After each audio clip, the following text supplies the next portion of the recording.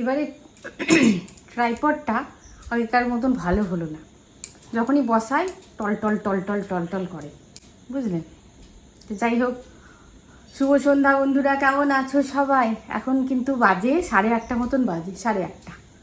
দেখো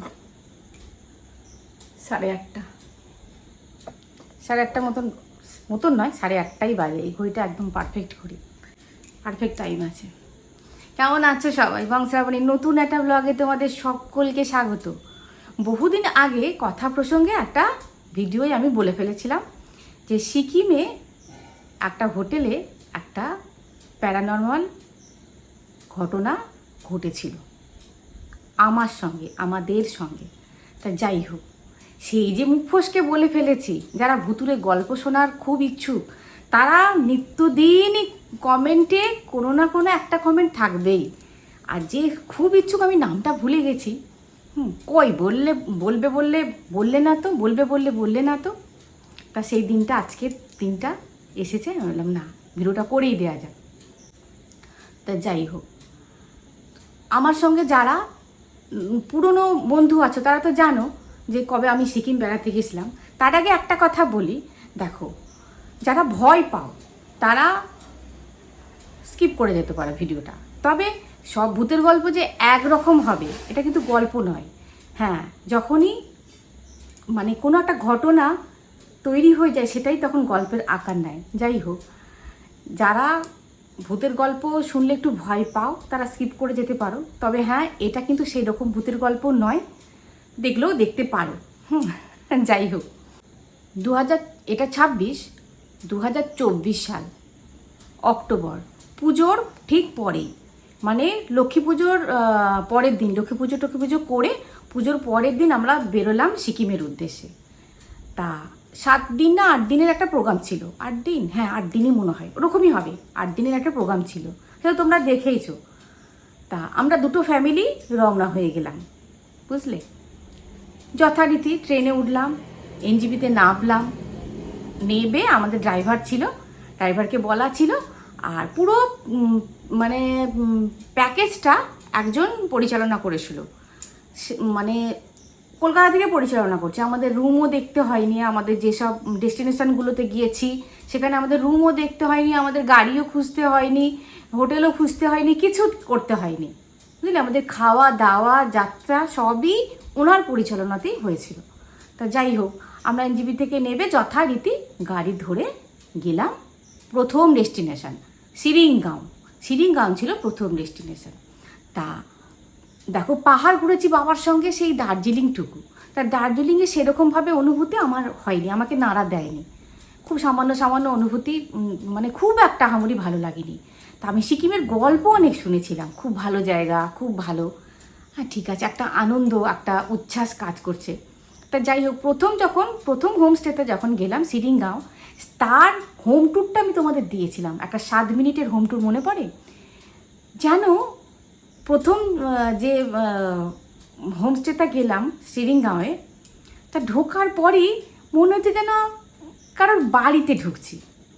এটা মানে নয়, তোমার হোমস্টে নয়, কোনো একটা বাড়িতে ঢুকছি। তা ঢুকেই দেখো, ফুল গাছ প্রেমী, চারিদিকে ফুল গাছ করে রেখে দিয়েছে, আর একটা ঘরোয়া পরিবেশ, একটা হোমলি অ্যাটমসফিয়ার। তা খুব ভালো লাগলো। প্রভু আমার দিকে তাকাচ্ছে, আমি প্রভুর দিকে তাকাচ্ছি, খুব ভালো লেগেছে। তাই প্রথমটা এত ভালো লেগেছিল, একটা স্বর্গীয় অনুভূতি আমরা ফিল করেছিলাম যে 2 দিন আমরা ওখানে ছিলাম। তা আমাদের পৌঁছাতে প্রায় 9টা-10টা হয়ে গেছিলো প্রথম হোমস্টেটায়। তারপরে যথারীতি ফ্রেশ হয়ে খাওয়া দাওয়া করে বিকেলবেলা একটা জায়গায় গেলাম, গিয়ে একটুখানি বেরিয়ে টেরিয়ে এসে রাতটুকুও খুব সুন্দর, দেখলে তো, গান বাজনা মজা করে কাটিয়ে সকালবেলায় বেরিয়ে পড়লাম। সকালবেলা ওই ব্রেকফাস্টটুকু করে 8:30 মতন, 8:30 পৌনে 9টা এরকম তখন বেরিয়ে পড়লাম, মানে সেকেন্ড ডেস্টিনেশন। আর সেকেন্ড ডেস্টিনেশনটা ছিল হোমস্টে, ছিল না, ওটা একটা হোটেল ছিল, বুঝলে। এটা যেমন একটা হোমলি অ্যাটমসফিয়ার, নিজেরাই রান্না করছে, মানে ওরা স্বামী স্ত্রী, তোমাদের দেখিয়েছিলাম তো। আমরা রান্নাঘর পর্যন্ত চলে যেতাম, ওরা কী রান্না করছে, কীরকমভাবে করছে, ওই ঘি তৈরি করছে, সব আমরা গল্প করতে করতে খুব মজা করেছিলাম, খুব। তো যেন মনে হচ্ছে যেন বাড়িতেই ছিলাম, কারোর একটা বাড়িতে এসেছি। তার দ্বিতীয় ডেস্টিনেশনটা ছিল তোমার কি নামটা আমি ভুলে গেলাম। তার মানে ওখান থেকে ওই 7 সিস্টারে ওখান থেকে যাওয়া যায়। তা আমরা যেহেতু ব্রেকফাস্ট করে 8:30 নাগাদ বেরিয়ে পড়লাম, বেরিয়ে পড়ে যেতে যেতেই প্রায় আমাদের দুপুর গড়িয়ে গেল। ওই তোমার 12টা 12:30 মতন হয়ে গেল।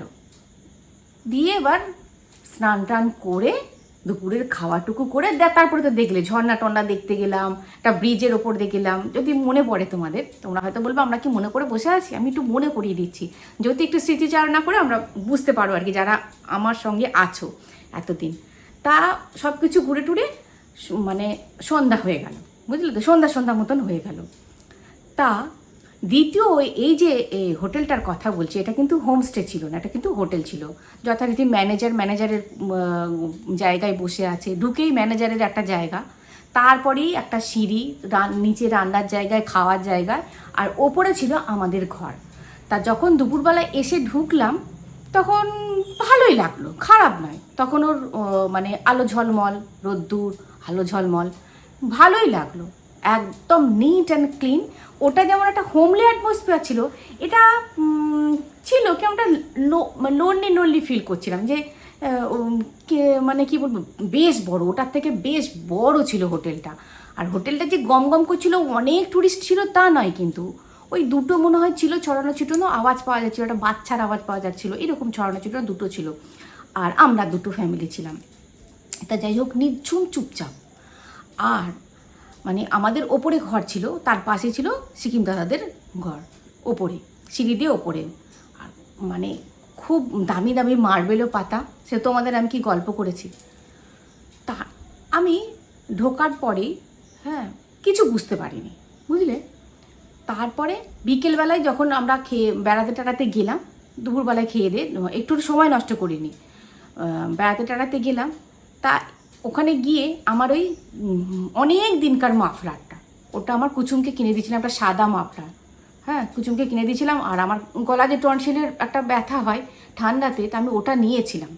তো ওটা হারিয়ে গেল, আমার মনটা কীরকম খুঁতখুত করছিল। গাড়িতেই রাখলাম, কোথায় গেল মাফলারটা, তো কোথায় গেল, এত সুন্দর মাফলারটা কোথায় গেল। তা যাই হোক, যেখানে হোক হয়তো ফেলে এসেছি, কিন্তু যাইনি তো কোথাও, গাড়িতেই তো রেখে দিয়েছিলাম।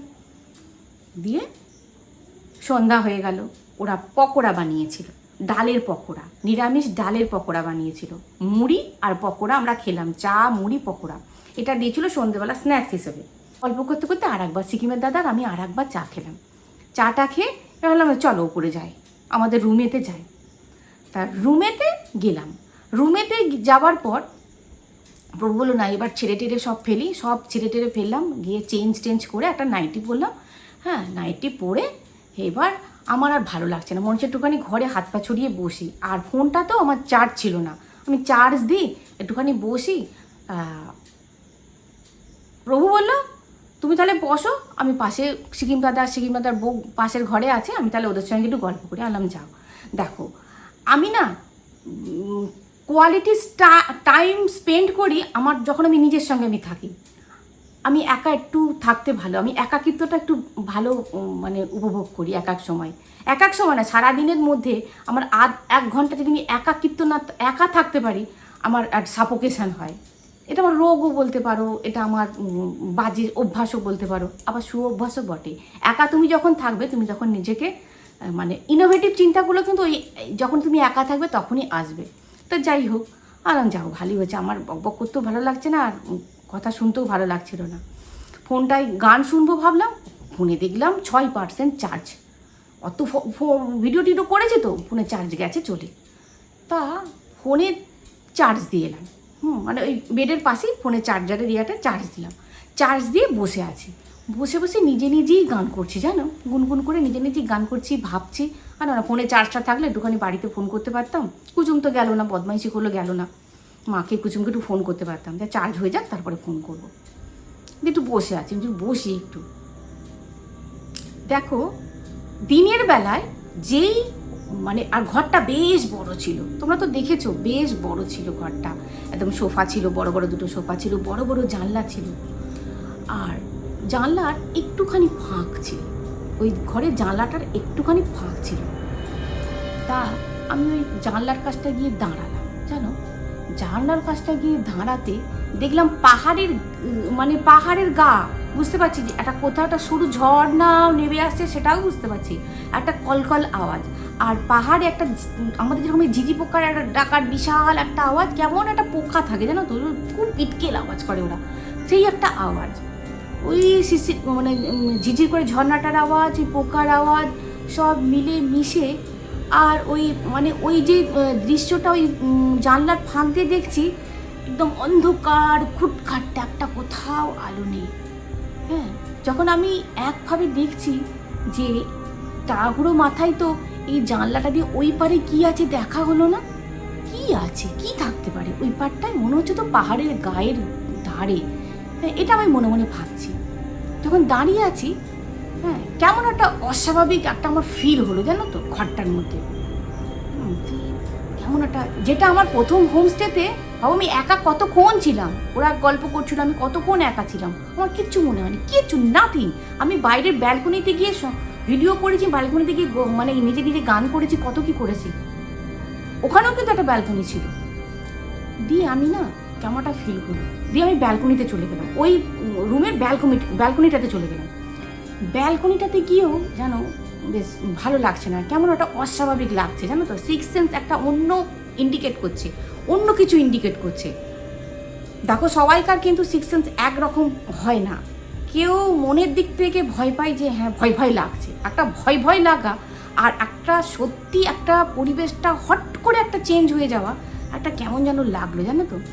দিয়ে আমি বসে পড়লাম, বসে ফোন করলাম, বললাম না একা আছি তো, আর এই আওয়াজটা হচ্ছে, এই জন্য মধ্যে একটা পরিবেশ ক্রিয়েট হচ্ছে, এরকম একটা ভৌতিক পরিবেশ ক্রিয়েট হচ্ছে।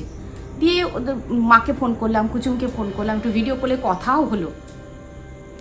তারপরে ব্যাস ফোনটাকে রেখে দিয়ে আমি যথারীতি ওদের ঘরে চলে গেলাম। সেই ভিডিও তোমাদের কাছে গেছে যে আমি ওদের ঘরে চলে গেলাম। ওদের ঘরে গিয়ে এইবার একটুখানি হাসি মজা গান গল্প হলো, হবার পর তারপরে যথারীতি তখন 9টা 10-15 না, সবাই বললো আর ওয়েট করে লাভ নেই, সকাল হলেই আবার বেরোতে হবে, সকাল হলেই তোমার ওই যে 7 সিস্টার সব দেখতে যাব। হ্যাঁ, ও এবার অনেক জায়গা যেতে হবে, তা আমরা সকাল সকাল শুয়ে পড়ি। তা সকাল সকাল যথারীতি শোবো বলেই খেতে চলে গেলাম নিচে যখন খেতে গেছি সেই ভিডিও তোমাদের কাছে গেছে, এবং আমি সেটাও বলেছি ভিডিওতে যে যখন ওদের একটা বড় রান্নাঘর আছে, মানে যেখানে খাবার বড় একটা খাবারের জায়গা, হ্যাঁ, দুটো কাপল দেখলাম খাচ্ছে, মানে ওরাই হয়তো ছিল, আর কাউকে দেখতে পেলাম না। খেতে বসলে তো একসঙ্গে সবাই প্রায় বসবে। হ্যাঁ, দিয়ে এবার কেন ওরা কল করে, তারপরে তো সবাই মিলে খেতে যায়। তারপরে এবার ওরাও খাচ্ছে, তারপরে সিকিম দাদা আসতে একটু দেরি হচ্ছে, ওনার ওয়াইফ চলে এসেছে, ওনার একটু আসতে দেরি হলো, আমি আসছি, ফোন করছে, এসো এসো, বলে আমি হ্যাঁ যাচ্ছি, তোমরা বসো আমি যাচ্ছি। আমি না তখন সেই ফাঁকে ওইখানে যখন রান্নাঘরটা যে একটা মহিলা রান্না করছিল, ভালো করে মনে হচ্ছে, একটা মহিলা একটা মেয়ে রান্না করছিল, একটা দুটো লোক রান্না করছিল, তার মধ্যে একজন হাজব্যান্ড ওয়াইফ ছিল। তা আমি মহিলাটাকে এরকম করে ডাকছি, হ্যাঁ, দিয়ে আবার দেখো প্রথম হোমস্টেটায় একদম রান্নাঘরে ঢুকে গেছি, আমরা সব নিজেদের মতন গল্প করেছি, খুব ভালো, মানে খুবই ভালো লেগেছে। এখানে তো হোটেল মতো, তো ওখানে গিয়ে ওদেরকে ভিডিও তোলা উইদাউট পারমিশন, এটা আমি ঠিক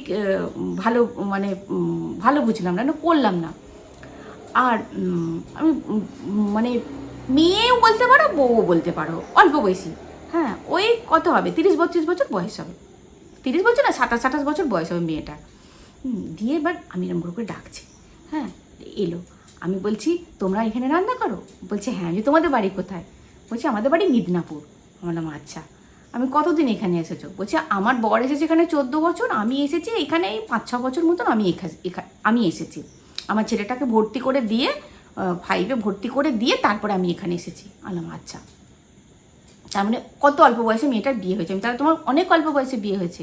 এই গল্প করছি, আস্তে আস্তে গল্প করছি, আর যেহেতু রান্নাঘরটা অনেকটা বড়, ওই রান্নার কাছে ছেলেটা রান্না করছে, ও না ওরকম করে দেখছে, আর কেমনভাবে দেখছে ওর বউটার দিকে, যে আমার বউয়ের সঙ্গে কী গল্প করছে। বলছে আসছি দিদি, হ্যাঁ হ্যাঁ আসছি দিদি। একটা ভয় পেয়ে গেলো জানো তো, দিয়ে চলে গেল, ওর বরের কাছে চলে গেল। তারপরে আমি যথারীতি খেতে বসলাম, খাওয়া দাওয়া হয়ে গেল, খেয়ে দিয়ে আমরা যে যার ঘরে গিয়ে শুয়ে মানে শোবো, প্রস্তুতি নিচ্ছি শোবো। তা প্রভু একটাই চার্জ পয়েন্ট ছিল মানে খাটের পাশে, ওটাতে প্রভুর ফোনটা চার্জ দিল। আর একটা পয়েন্ট ছিল একটু দূরে, খাট থেকে অনেক দূরে জানলার কাছে, ওটাতে আমি চার্জ দিলাম, কারণ চার্জটা কমপ্লিট হয়নি তখনও। আমি চার্জ দিলাম, চার্জ দিয়ে এইবার আমি ওকে কিছু বলিনি। হ্যাঁ, ও বললে এই পুরুষ মানুষদের বলে এই সব কিচ্ছু না, সব মনের ভুল, ছাড়ো তো, এইরকমই বলবে। আমি কিছু বলিনি ওই জন্য। হ্যাঁ, আমার হতেও পারে, একটা মনের ভুল তো হতেও পারে, একদম নির্জন তো হতেও পারে। দিয়ে যথারীতি শুয়ে পড়লাম, জানো তো। একটা মানে কি বলবো, ডিম লাইট জ্বলছিল। আর ডিম লাইটটা জ্বালালাম, তো প্রভু বললো আমার চোখে লাগছে, আমার চোখে লাগছে, বন্ধ করে দাও, বন্ধ করে দাও। বন্ধ করে দিলে ঘুটঘাটে অন্ধকার হয়ে যাবে, আর অন্ধকার করে আমি শুতে পারি না, একদম অন্ধকার করে শুতে পারি না, আবার একদম ড্যাব ড্যাবে আলোতেও আমি শুতে পারি না। না, বন্ধ করে দাও, চোখে লাগছে, চোখে লাগছে, বন্ধ করে দিলাম। বন্ধ টন্ধ করে দিয়ে এবার ও তো জানো 5 মিনিট যায় না ও শুয়ে ঘুমিয়ে দেয়। আর আমার তো উটকো জায়গা, ঘুমও আসছে না, ও পাস করছি। দিয়ে ওকে বলছি তুমি ঘুমিয়ে পড়লে, কোনো সাউন্ড নেই, ও তো ঘুমিয়ে গেছে। আর আমার তো নিদ্রা দেবী সহায় না, তোমরা জানো আমার ঘুম খুব পাতলা, ঘুম আসতে দেরি হয়, তো ও পাস করছি। দিয়ে বেশ আধ ঘন্টা 1 ঘন্টা হয়ে গেল। দিয়ে আমি আবার বাথরুমে গেলাম, বাথরুমে গিয়ে এসে বললাম না, অনেকটা জল খেয়েছি তো, এবার মনে হয় ঘুমটা আসবে, দিয়ে শুয়ে পড়লাম জানো। আর ওই মানে আর একটা দিকে জানলাটা খোলা ছিল, ওইখান থেকে মৃদু আলো ঢুকছিল, মানে ঘরটা আস্তে আস্তে আস্তে দেখলাম যে একটা ডার্কনেস ছিল সেটা চলে গেল, সেটা চলে গিয়ে একটুখানি আলো, অল্প অল্প আলো দেখলাম চারিদিকে ছড়িয়ে গেছে। মোটামুটি পাশের লোকটাকে দেখতে পাচ্ছি, মোটামুটি দেখতে পাচ্ছি, বস্তুগুলোকেও দেখতে পাচ্ছি, ওখানে ওটা সেটা, এটা দেখতে পাচ্ছি আর কি। যাকে ঠিক আছে, এইবার ঘুমোই। ঘুমিয়ে আছি, তারপরে ঘুম তো আসছে না, তারপরে দেখছি অদ্ভুত একটা স্মেল আসছে, জানো তো, মানে কি বলবো, একটা ডিপ স্মেল আসছে। কিসের গন্ধ বলো তো? একটা পারফিউমের গন্ধ। পারফিউমের গন্ধটা, দরজা জানলা সব বন্ধ, পারফিউমের গন্ধটা আসছে কোথা থেকে? একটা জানলা শুধু এটা খোলা আছে ওই দিকটা বলে, আর তাছাড়া সব জানলা বন্ধ। আসছে কোথা থেকে পারফিউম? এত ডিপ পারফিউমের গন্ধটা আসছে কোথা থেকে? হ্যাঁ, কেমন একটা যেন লাগছে জানো। আর ঘরটাও যেন একটা অস্বাভাবিকতায় ভরে যাচ্ছে। অস্বাভাবিকতা কীরকম অস্বাভাবিকতা, যে চোখটা একটুখানি বুঝে আমি না একটু ঘুমিয়ে গেলে ঠিক হয়ে যাবে, যেই চোখটা বুঝছি তারপরে দেখছি চুরির আওয়াজ, চুরি চুরির আওয়াজ হচ্ছে।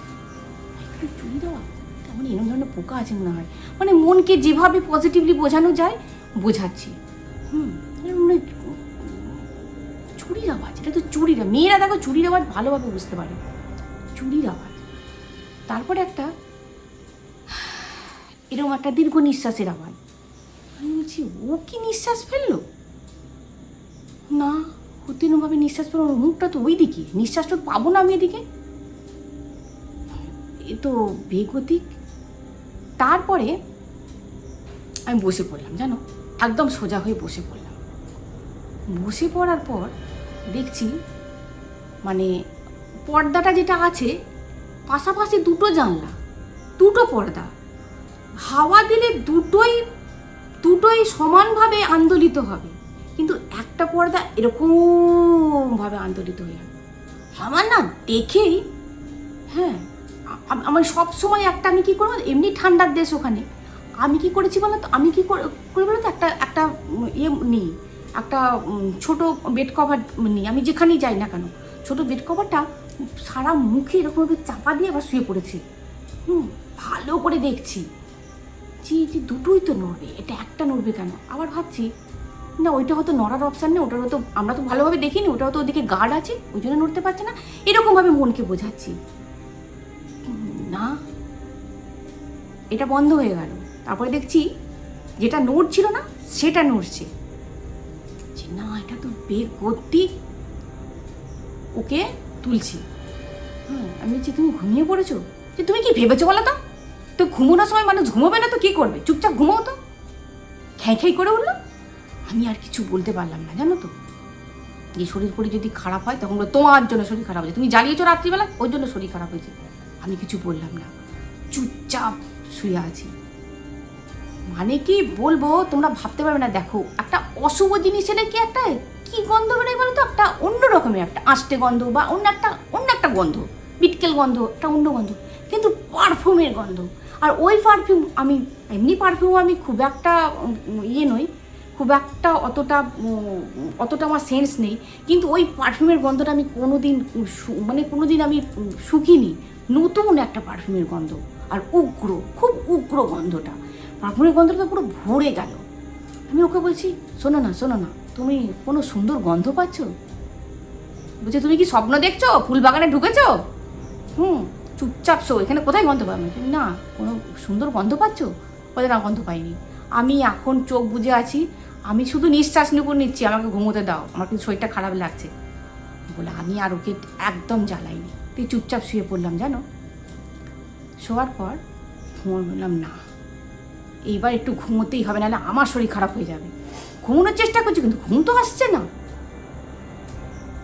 শেষে কি কাণ্ডটা হলো বলো তো, যখন শুয়েছি পাশ ফিরে, তখন যেন, দেখো, একজন জোরে খাটটাতে বসলে কীরকম আওয়াজ হয়, যেন ঠিক মনে হচ্ছে আমি যে শুয়েছি আমার এই পা থেকে শরীরের মাঝখানে কেউ একটা বসলো, আর আমি তো ঘুমিয়ে যাইনি। আমার বুকটা পুরো উড়ে শূন্য হয়ে গেছে। হ্যাঁ, তো বহু দিকে চলে গেছি, গিয়ে আমি তো গুটি মেরে শুয়ে আছি। তারপরে মুখটাকে খুলেছি, জানো তো, খুলে নিলাম, না, এ তো ঘুম আসবে না, এ তো একদম তখন শিওর আমি যে এই ঘরে কোনো অশুভ জিনিসের প্রবেশ হয়েছে, এটা আমি শিওর হয়ে গেলাম। না, এবার কিন্তু স্ট্রং হতে হবে নিজেকে। দেয়ালে যখন পিঠ থেকে যায় না, পাশের লোকটা যখন জড় পদার্থ হয়ে যায়, তোমাকে তখন নিজেকেই স্ট্রং হতে হবে। না, উঠে বসে হামাগুড়ি দিয়ে লাইটটা জ্বালাতে গেছি, জানো তো। তারপরে দেখলাম অন্ধকার হয়ে গেল, অন্ধকার মানে কারেন্ট চলে গেল, অন্ধকার পুরো, মানে যে আলোটা আসছিল সেটাও চলে গেল, বাইরে আলোটা দেখলাম নিভে গেল। তখন হাতে আমি ফোনটাকে নিয়ে এসেছি, আমার ফোনটাকে। প্রভুর ওদিক দিয়ে যাবো কি, প্রভু ডিস্টার্ব হবে, হ্যাঁ, উঠেও যে ঘুরে গিয়ে যে নিতে পারবো না। ফোনটাকে আমি নিয়ে চলে এসে আমি আগে হনুমান চালিশটা খুলে মানে কি বলবো, জোরে ডাকছি, বসে আমি জোরে ডাকছি। হ্যাঁ, মানে কি বলবো, দেয়ালে পিঠ থেকে গেলে যে মানুষের যা হয়, তুমি যাত্রায় রক্ষা করো ঠাকুর, আমার সকাল হতে দাও একটু। দিয়ে ভাবতে পারবে না, ওই হনুমান চালিশাটা চালিয়ে এইবার আমি ওই হনুমান চালিশাটা বুকের উপর রেখেছি, মানে ফোনটাকে বুকের উপর রেখে শুয়েছি। তুমি মারলে আমাকে একে টোপকে মারতে হবে, তোমাকে যাকে রেখেছি তাকে টোপকে তোমাকে মারতে হবে, আমি যদি সত্যি ভক্ত হই। বুকের উপর রেখেছি, জানো তো, রেখে দিয়ে তারপরে ভাই আমি কখন ঘুমিয়ে গেছি আমি নিজেও জানি, ওটাও বন্ধ হয়ে গেছে, আমি নিজেও ঘুমিয়ে গেছি আমি জানি না। কিন্তু যে সেই অস্বাভাবিক কীর্তিকলাপগুলো হয়েছে ঘরের মধ্যে, আর হ্যাঁ, ফুটস্টেপ, মানুষ একটা হাঁটাচলা করলে তুমি শুলে বুঝতে পারো না যে একটু কোনো হাঁটাচলা করলো, এটা তুমি বুঝতে পারবে না। ফুটস্টেপ মানে ফুটস্টেপের আওয়াজ পেয়েছি একদম স্পষ্ট। ঘুমিয়ে গেছি, সকাল হয়ে গেছে। তো প্রভু তো আমার তো ঘুমিয়ে গেলেই হয়ে যায়, তো উঠে পড়েছে।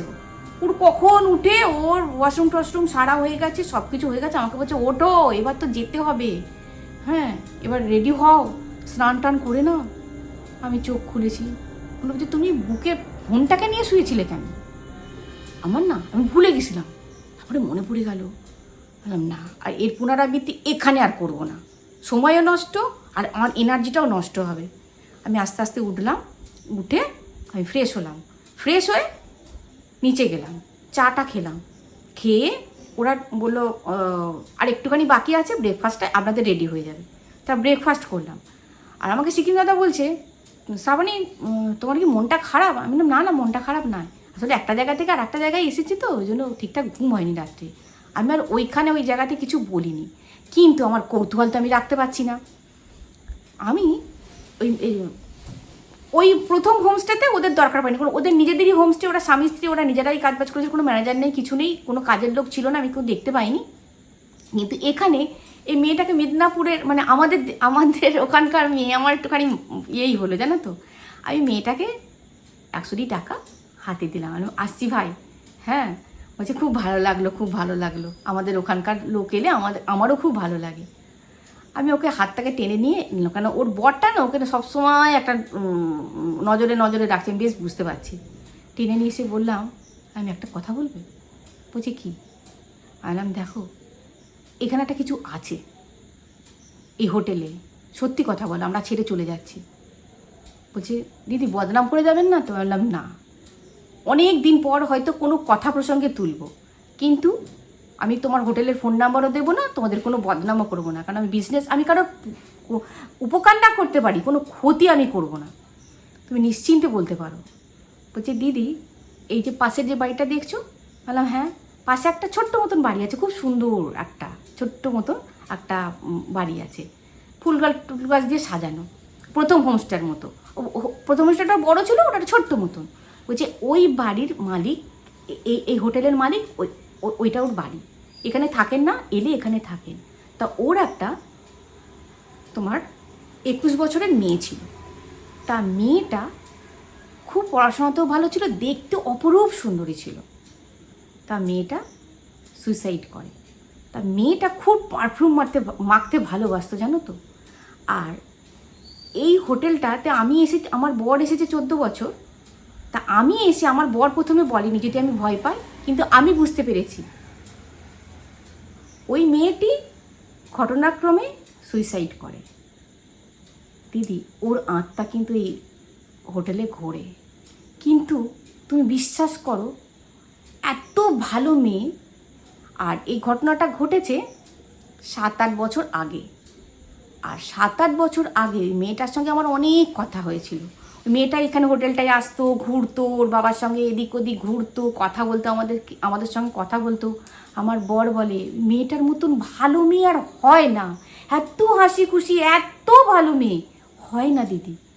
হ্যাঁ, একটা ছেলের সঙ্গে অ্যাফেয়ার ছিল, তা ছেলেটা কি একটা কিছুটা হয়েছিল বলে, আমি অতটা ডিপে জানি না, ওই রকমই হয়ে সুইসাইড করে।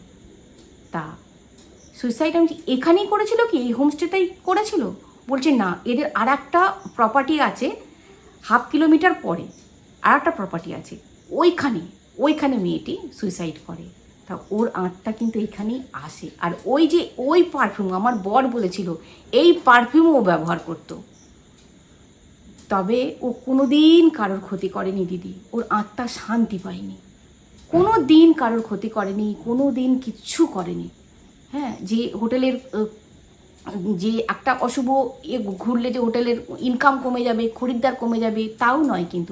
কিন্তু ও যে এখানে ঘোরে এটা কিন্তু সবাই জানে, ম্যানেজারও জানে, আমিও জানি, আমার বরও জানে। আমি যদি কাউকে বলে দিই, ওই জন্য আমার বর আমাকে মানে তকে তাকে যদি বলে দিই, ওই জন্য আমার বর আমাকে গাইড করে করে রাখে যে বলবে না কাউকে। দিদি ওর আত্মা শান্তি পায়নি। আমার না রাত্রেবেলা যতটা ভয় পেয়েছিল, দিনের বেলা ঠিক ততটাই কষ্ট হলো, ততটাই আমার কষ্ট হলো। দেখো এই ভিডিওটা শেষের মুহূর্তে এসে আমাকে আবার উঠতে হলো। দেখো এই যে জগৎটা আছে, এই জগৎটা কিন্তু চিরদিনই ছিল, চিরদিনই থাকবে। যেমন আমাদের জগৎ, তেমন ওদের জগৎও আছে। বিজ্ঞানও কিন্তু প্রমাণ করতে পারেনি যে এই জগৎটা নেই। কিন্তু অশুভ জগৎ মানেই সব আত্মারা অশুভ, এটা কিন্তু নয়। এটা কিন্তু না যে সব আত্মারাই অশুভ। দেখো মানে ভগবানও আত্মহত্যা মহাপাপ, কিন্তু একটা সার্টেন টাইমের পর ঈশ্বরও কিন্তু সেই সব আত্মাদের ছুটি দিয়ে দেন যে আবার জন্ম হোক, আবার পুনর্জন্ম হোক। আমি তাই আসার সময় ওইখানে দাঁড়িয়ে দাঁড়িয়ে আমি বললাম, আমি জানি না, আমি জ্ঞানে তো কোনো পাপ করিনি, কিন্তু হয়তো অজ্ঞানে কোনো পাপ করেছি, কিন্তু যদি কিছু ভালো কাজও করে থাকি, তার বিনিময়ে ঠাকুর তুমি ওর আত্মাকে মুক্তি দিয়ে দাও। এইভাবে ঘোরা মানে তো সে তো কষ্ট পেয়ে পেয়ে ঘুরছে, সে তো জানান দিচ্ছে কষ্ট পেয়ে পেয়ে ঘুরছে। তুমি ওকে মুক্তি দাও ঠাকুর, ও আবার পুনর্জন্ম হোক, আবার একটা সুন্দরী নারী হয়ে জন্মাক, দিয়ে জীবনটা পুরো উপভোগ করুক। যেমন ভয় পেয়েছিলাম তেমনই কষ্ট হলো। তাই সব অশুভ কিন্তু অশুভ হয় না, বুঝলে? ও হয়তো কিছু জানাতে চেয়েছে, কিছু বলতে চেয়েছিল, কতবার উঠতে হলো। যার সিক্স সেন্স খুব অ্যাক্টিভ সে কিন্তু ঠিক বুঝতে পারে। তো যাই হোক, এখানেই শেষ করলাম সিকিমের গল্প। দেখা হচ্ছে পরের ভিডিওয়। খুব ভালো থাকবে, খুব সুস্থ থাকবে। আর একটা শেষে বলছি, যদি ওইটা যদি খুব অশুভ হতো, মানে ওই আত্মা যদি খুব অশুভ হতো, তাহলে কিন্তু ওর একটা প্রভাব আমার ওপর পড়তোই, অবশ্যই পড়তো। আমার মেন্টাল হেলথের ওপর পড়তো, আমার শরীর খারাপ হয়ে যেত, আমার অনেক কিছু হতো। কিন্তু আমি খুব মজা করে ঘুরে এসেছি, আমার আর মনে কোনো দাগ কাটেনি, বিশ্বাস করো। তাহলে দেখা হচ্ছে পরের ভিডিও। খুব ভালো থাকবে, খুব সুস্থ থাকবে। আজ আসি।